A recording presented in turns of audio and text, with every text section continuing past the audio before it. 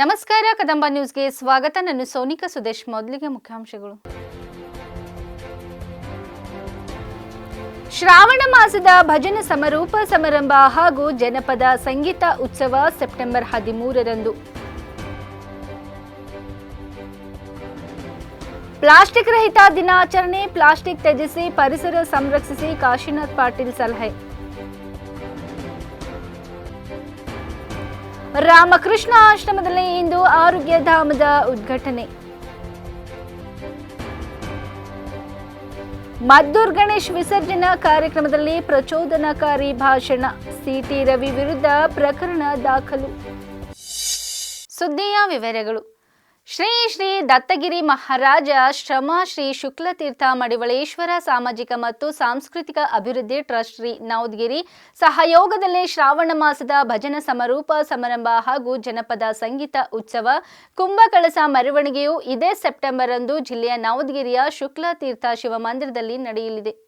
ಈ ಸಮಾರಂಭದಲ್ಲಿ ಪೂಜ್ಯ ಶ್ರೀ 108 ವೈರಾಗ್ಯ ಶಿಖಾಮಣಿ ಅವಧೂತಗಿರಿ, ಪೂಜ್ಯ ಪರಮ ತಪಸ್ವಿ 108 ಶ್ರೀ ಶಿವಾನಂದ ಶಿವಾಚಾರ್ಯರು, ಪೂಜ್ಯ ಶ್ರೀ ಮಲ್ಲಯ್ಯ ಮುತ್ಯ ನಿರುಗುಡಿ, ಪೂಜ್ಯ ಶ್ರೀ ದತ್ತ ದಿಗಂಬರ್ ಬಾಲ ಶಿವಯೋಗಿ ಶರಣ ಶಂಕರಲಿಂಗ ಮಹಾರಾಜರು, ಪೂಜ್ಯ ಶ್ರೀ ಡಾಕ್ಟರ್ ಮಂತ್ರ ಮಹರ್ಷಿ ಸದ್ಗುರುಜಿ, ಪೂಜ್ಯ ಶ್ರೀ ಮಚೇಂದ್ರನಾಥ್ ಮಹಾರಾಜರು, ಪೂಜ್ಯ ಶ್ರೀ ಮಲ್ಲಿಕಾರ್ಜುನ್ ಅಪ್ಪಾಜಿ, ಪೂಜ್ಯ ಶ್ರೀ ಶಿವಾಜಿ ಧನಂಜಯರಾವ್ ರೋಡೆ, ಪೂಜ್ಯ ಶ್ರೀ ನಿರ್ಮಲಾನಂದ ಸ್ವಾಮಿ ಅವರ ದಿವ್ಯ ಸಾನ್ನಿಧ್ಯವಿರಲಿದೆ. ಬೀದರ್ನ ಸಾಧನಾ ಯೂತ್ ಫೌಂಡೇಶನ್, ಶ್ರೀ ಶುಕ್ಲತೀರ್ಥ ಮಡಿವಳೇಶ್ವರ ಸಾಮಾಜಿಕ ಹಾಗೂ ಸಾಂಸ್ಕೃತಿಕ ಅಭಿವೃದ್ಧಿ ಟ್ರಸ್ಟ್ ಇವರ ಸಂಯುಕ್ತ ಆಶ್ರಯದಲ್ಲಿ ನಮ್ಮೂರು ನವದಗಿರಿ ಜನಪದ ಜಾತ್ರೆ ಹಾಗೂ ಜನಪದ ಸಂಗೀತ ಉತ್ಸವ ನಡೆಯಲಿದೆ.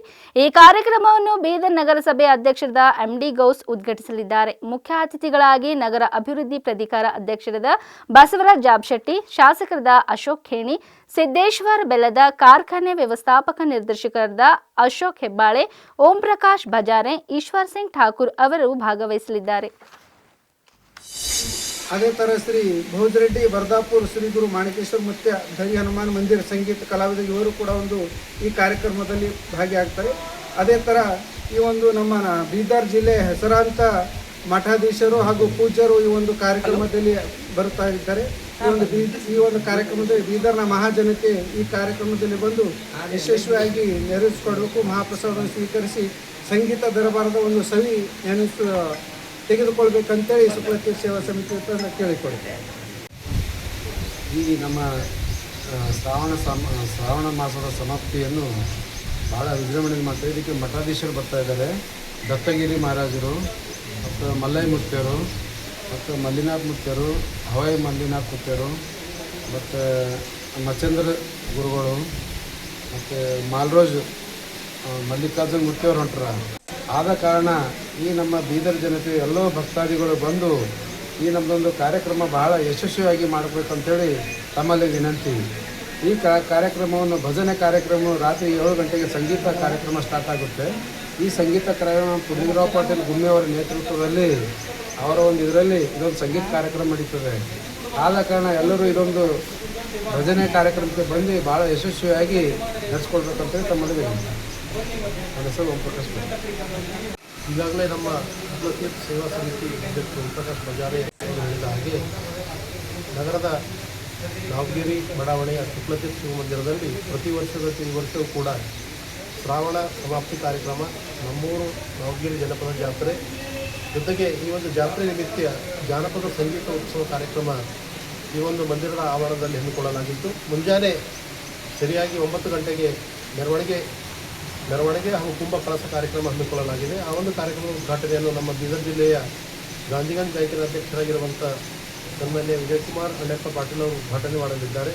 ಸ್ಥಳೀಯ ಬಡಾವಣೆಯ ಯುವ ನಾಯಕರ ಮೆರವಣಿಗೆ ಕಾರ್ಯಕ್ರಮದಲ್ಲಿ ಭಾಗವಹಿಸಲಿದ್ದು, ಸ್ಥಳೀಯ ಸೇರಿದಂತೆ ನೆರೆ ರಾಜ್ಯದ ತೆಲಂಗಾಣದ ಒಗ್ಗುಡೊಲ್ಲು ಕಲಾತಂಡ, ಅಡುಗೆ ಕಲಾತಂಡ, ಲಂಬಾಡಿ ಕಲಾತಂಡ, ಡೊಳ್ಳು ಕಲಾತಂಡ ಹೀಗೆ ಸುಮಾರು 4-5 ಜಾನಪದ ಕಲಾತಂಡಗಳು ಆ ಭವ್ಯ ಮೆರವಣಿಗೆಯಲ್ಲಿ ಭಾಗವಹಿಸಲಿವೆ.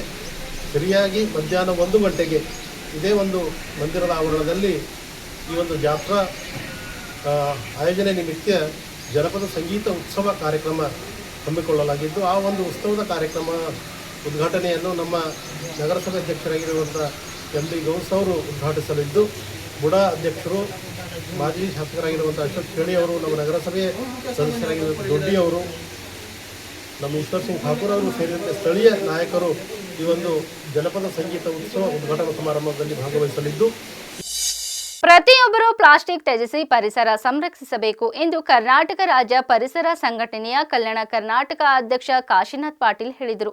ನಗರದ ಗೋಲೆಖಾನದ ಆಲ್ ಅಮೀನ್ ಪದವಿ ಕಾಲೇಜಿನಲ್ಲಿ ಮಂಗಳವಾರ ನಡೆದ ಅಂತಾರಾಷ್ಟ್ರೀಯ ಪ್ಲಾಸ್ಟಿಕ್ ರಹಿತ ದಿನಾಚರಣೆ ಹಾಗೂ ಪರಿಸರ ಜಾಗೃತಿ ವಿಚಾರ ಸಂಕಿರಣ ಉದ್ಘಾಟಿಸಿ ಅವರು ಮಾತನಾಡಿದರು.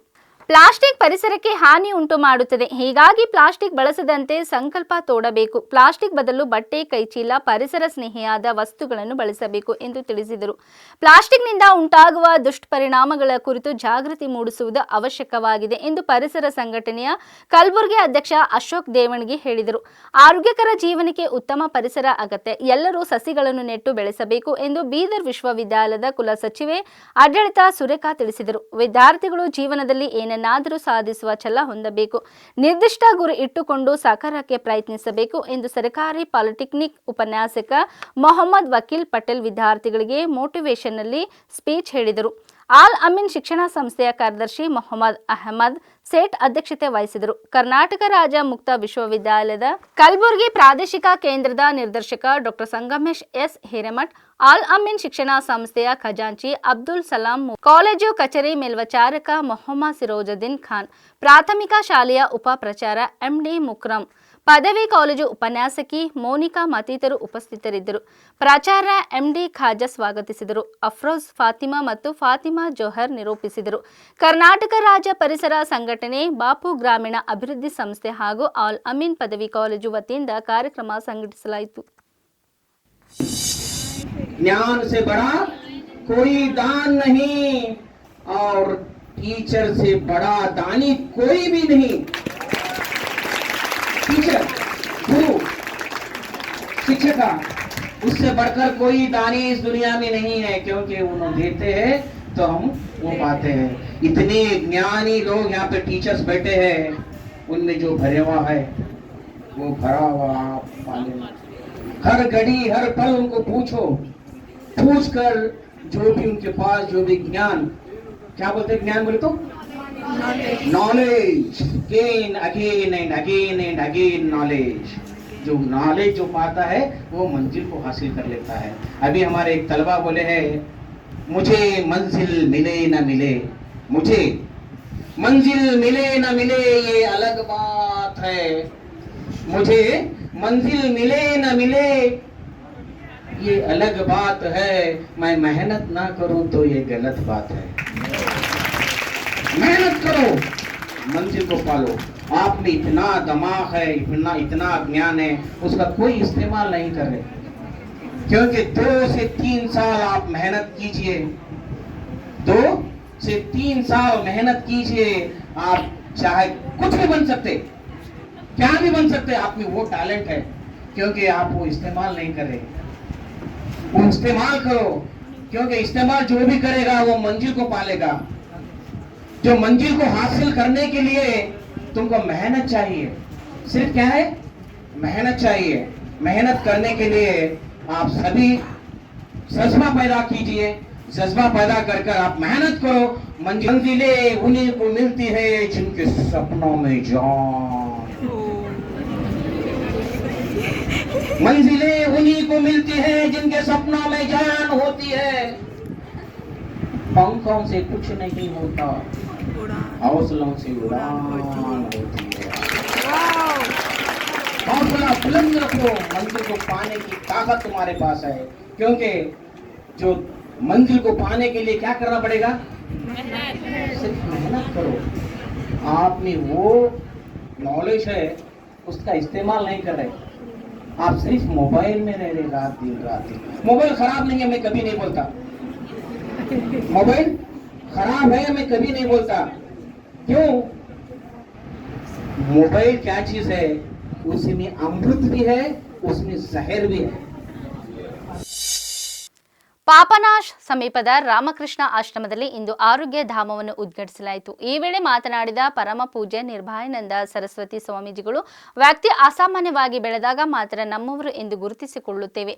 ಅದೇ ರೀತಿ ಬೀದರ್ ಜಿಲ್ಲೆಯಲ್ಲಿ ಅದ್ಭುತವಾಗಿ ಸಾಂಸ್ಕೃತಿಕವಾಗಿ ಆಧ್ಯಾತ್ಮಿಕವಾಗಿ ಬೆಳೆಯಲು ರಾಮಕೃಷ್ಣ ಆಶ್ರಮದ ಕೊಡುಗೆಯೂ ಕೂಡ ಇದೆ. ಅತ್ಯುನ್ನತ ಬೌದ್ಧಿಕ ಮತ್ತು ಆಧ್ಯಾತ್ಮಿಕ ಆವಿಷ್ಕಾರಗಳು ಉದ್ಭವಿಸಿದ್ದು ಈ ನಮ್ಮ ಹೆಮ್ಮೆಯ ನಾಡಿನಲ್ಲಿ. ಆಧ್ಯಾತ್ಮಿಕದಿಂದ ಹಣ ಸಿಗುವುದಿಲ್ಲ, ಆದರೆ ನಮಗೆ ನೆಮ್ಮದಿ ಅಂತೂ ಕೊಟ್ಟೆ ಕೊಡುತ್ತದೆ ಎಂದರು. ಪೂಜ್ಯ ಶ್ರೀ ಜ್ಯೋತಿರ್ಮಯಾನಂದ ಸ್ವಾಮೀಜಿ, ವಿಧಾನ ಪರಿಷತ್ ನಿಕಟಪೂರ್ವ ಸಭಾಧ್ಯಕ್ಷರಾದ ರಘುನಾಥ್ ಮಲ್ಕಾಪುರಿ, ಹಿರಿಯ ಪತ್ರಕರ್ತರಾದ ಶಿವಶರಣಪ್ಪ ವಾಲಿ, ಮಾಜಿ ಶಾಸಕ ಗುಂಡಪ್ಪ ವಕೀಲ್, ಜಗದೀಶ್ ಮುಖೇಡ್ಕರ್, ನಗರಸಭೆ ಸದಸ್ಯ ರಾಜು ಚಿಂತಾಮಣಿ, ಹಿರಿಯ ಪತ್ರಕರ್ತರಾದ ಸದಾನಂದ ಜೋಶಿ ಉಪಸ್ಥಿತರಿದ್ದರು.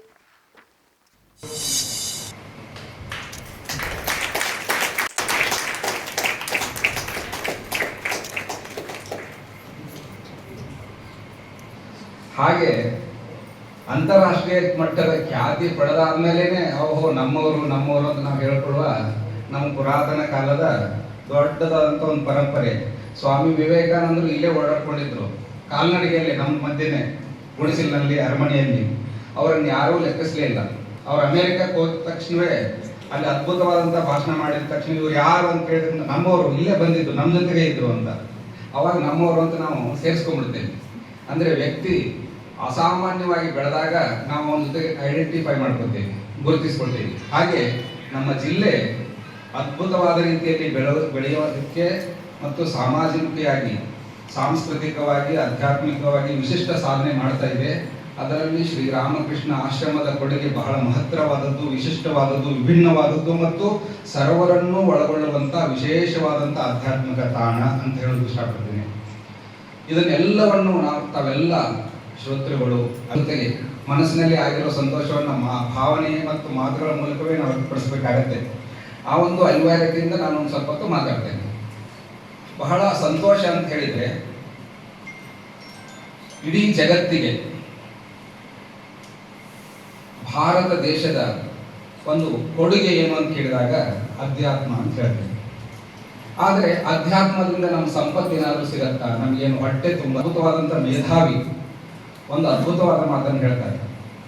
ಸುಖಸ್ಯ ಮೂಲಂ ಧರ್ಮ. ಸುಖದ ಮೂಲ ಎಲ್ಲಿದೆ? ಧರ್ಮದಲ್ಲಿದೆ. ಧರ್ಮಸ್ಯ ಮೂಲಂ ಅರ್ಥ. ಧರ್ಮದ ಮೂಲ ಎಲ್ಲಿ ಅಡಗಿದೆ ಅಂದರೆ ಅದರ ಬೇರನ್ನು ಹುಡ್ಸ್ಕೊಂಡು ಹೋದರೆ ಹಣದಲ್ಲಿದೆ. ನೋಡಿ, ವಿರಾಗಿಗಳು, ಆಧ್ಯಾತ್ಮಿಕ ವ್ಯಕ್ತಿಗಳು, ತ್ಯಾಗ ನಿಸ್ಪೃತಿಯ ಸಂದೇಶವನ್ನು ಸಾರಿದಂಥ ಋಷಿಗಳು ಹಣಕ್ಕೆ ಎಷ್ಟು ಬೆಲೆ ಕೊಟ್ಟಿದ್ದಾರೆ ಅಂತ. ಧರ್ಮಸ್ಯ ಮೂಲಂ ಅರ್ಥ, ಅರ್ಥಸ್ಯ ಮೂಲಂ ರಾಜ್ಯ, ಸ್ವತಂತ್ರ ರಾಜ್ಯ. ಹಣ, ಪ್ರಾಸ್ಪರಿಟಿ, ವೆಲ್ತ್ ಅಕ್ಯುಮಿಲೇಷನ್ ಅದು ಹೇಗಾಗತ್ತೆ ಅಂದರೆ ನಮ್ಮದೇ ಆದಂಥ ಸೆಲ್ಫ್ ಗವರ್ನೆನ್ಸ್, ಇಂಡಿಪೆಂಡೆಂಟ್ ಸಾವರ್ನ್ ಕಂಟ್ರಿ. ನಮ್ಮನ್ನು ವಿದೇಶಿಯರು ಆಳ್ತಾ ಇದ್ದಾಗ ಇಲ್ಲಿಯ ಸಂಪತ್ತನ್ನು ಇಲ್ಲಿ ಆಳ್ವಿಕೆ ಮಾಡಿ, ಇಲ್ಲಿ ಬಿಸ್ನೆಸ್ ಅನ್ನು ಮಾಡಿ ಎತ್ಕೊಂಡೋಗಿ ವಿಕ್ಟೋರಿಯಾ ರಾಣಿಯ ಪಾದಕ್ಕಿಡ್ತಿದ್ರು. ಮದ್ದೂರಿನಲ್ಲಿ ಗಣೇಶ್ ಮೂರ್ತಿ ವಿಸರ್ಜನಾ ಕಾರ್ಯಕ್ರಮದಲ್ಲಿ ಪ್ರಚೋದನಕಾರಿ ಹೇಳಿಕೆ ನೀಡಿದ ಆರೋಪದ ಮೇಲೆ ಬಿಜೆಪಿ ನಾಯಕ ಮತ್ತು ಎಂಎಲ್ಸಿ ಸಿಟಿ ರವಿ ವಿರುದ್ಧ ಪ್ರಕರಣ ದಾಖಲಾಗಿದೆ. ಮದ್ದೂರು ಪೊಲೀಸ್ ಸಬ್ ಇನ್ಸ್ಪೆಕ್ಟರ್ ನೀಡಿದ ದೂರಿನನ್ವಯ ಸಿಟಿ ರವಿ ವಿರುದ್ಧ ಎಫ್ಐಆರ್ ದಾಖಲಾಗಿದೆ ಎಂದು ತಿಳಿದು ಬಂದಿದೆ. ದೂರು ಹಿನ್ನೆಲೆಯಲ್ಲಿ ಅನ್ಯ ಸಮುದಾಯಗಳ ಮಧ್ಯೆ ದ್ವೇಷ ಉಂಟು ಮಾಡುವ ಮತ್ತು ಸೌಹಾರ್ದತಾ ಭಾವನೆಗಳಿಗೆ ಬಾಧಕವಾಗುವಂತೆ ವೈರತ್ವ, ದ್ವೇಷ ಉಂಟಾಗುವಂತೆ ಪ್ರಚೋದನಕಾರಿ ಭಾಷಣ ಮಾಡಿದ ಆರೋಪದಡಿ ಪ್ರಕರಣ ದಾಖಲಾಗಿದೆ. ಪೊಲೀಸ್ ಅಧಿಕಾರಿಯೊಬ್ಬರ ದೂರಿನ ಆಧಾರದ ಮೇಲೆ ಸಿಟಿ ರವಿ ವಿರುದ್ಧ ಮದ್ದೂರು ಪೊಲೀಸ್ ಠಾಣೆಯಲ್ಲಿ ಭಾರತೀಯ ನ್ಯಾಯ ಸಂಹಿತ ಸೆಕ್ಷನ್ 196 1 ಧರ್ಮ, ಜನಾಂಗ, ಜನ್ಮಸ್ಥಳ, ವಾಸಸ್ಥಳ, ಭಾಷೆ ಇತ್ಯಾದಿಗಳ ಆಧಾರದ ಮೇಲೆ ವಿವಿಧ ಗುಂಪುಗಳ ನಡುವೆ ದ್ವೇಷವನ್ನು ಉತ್ತೇಜಿಸುವುದು ಮತ್ತು ಸಾಮರಸ್ಯವನ್ನು ಕಾಪಾಡಿಕೊಳ್ಳಲು ಹಾನಿಕರವಾದ ಕೃತ್ಯಗಳನ್ನು ಎಸಗುವುದು ಅಡಿಯಲ್ಲಿ ಪ್ರಕರಣ ದಾಖಲಿಸಲಾಗಿದೆ ಎಂದು ಹಿರಿಯ ಪೊಲೀಸ್ ಅಧಿಕಾರಿಯೊಬ್ಬರು ತಿಳಿಸಿದ್ದಾರೆ.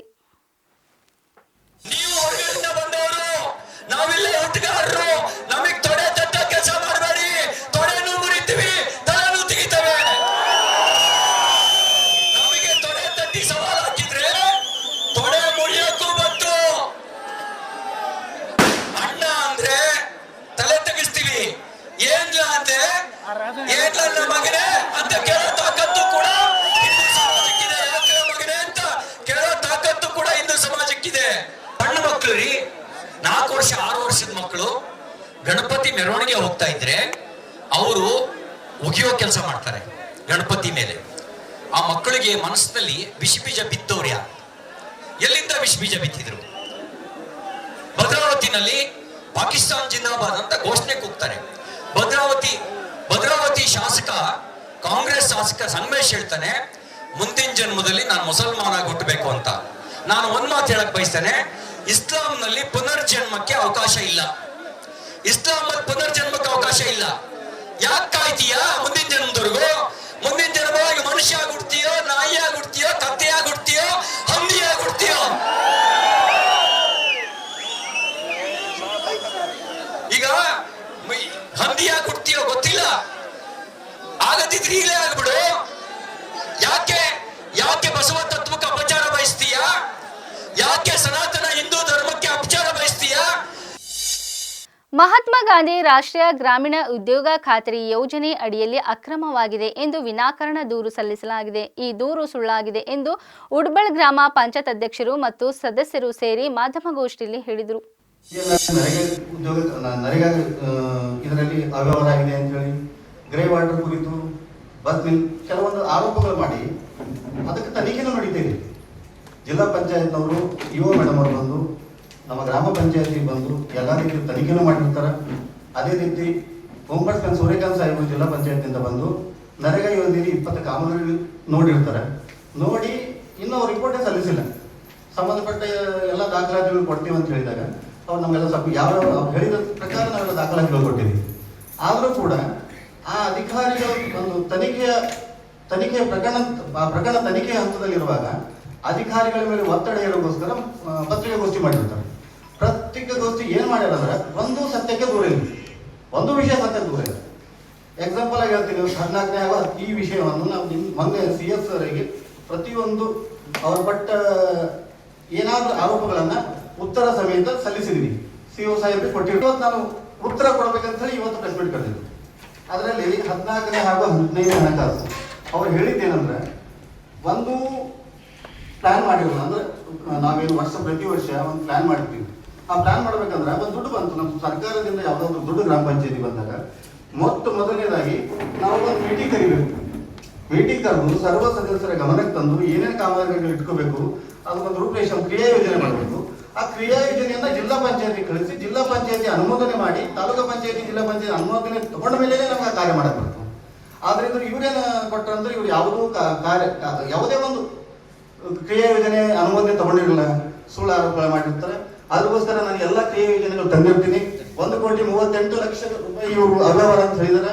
ನಮ್ಮ ಪಂಚಾಯತಿಗೆ ನನ್ನ ಪ್ರಕಾರ ಅಂದಾಜು ಸುಮಾರು ಒಂದು ನಮ್ಮ ತಾಯಿಯವರು ಒಂದು 5 ವರ್ಷ ಅಧ್ಯಕ್ಷರಿದ್ರು, ಆಯ್ತು ನಾನು ಒಂದು 2-3 ವರ್ಷ ಅಧ್ಯಕ್ಷಿದ್ದೆ.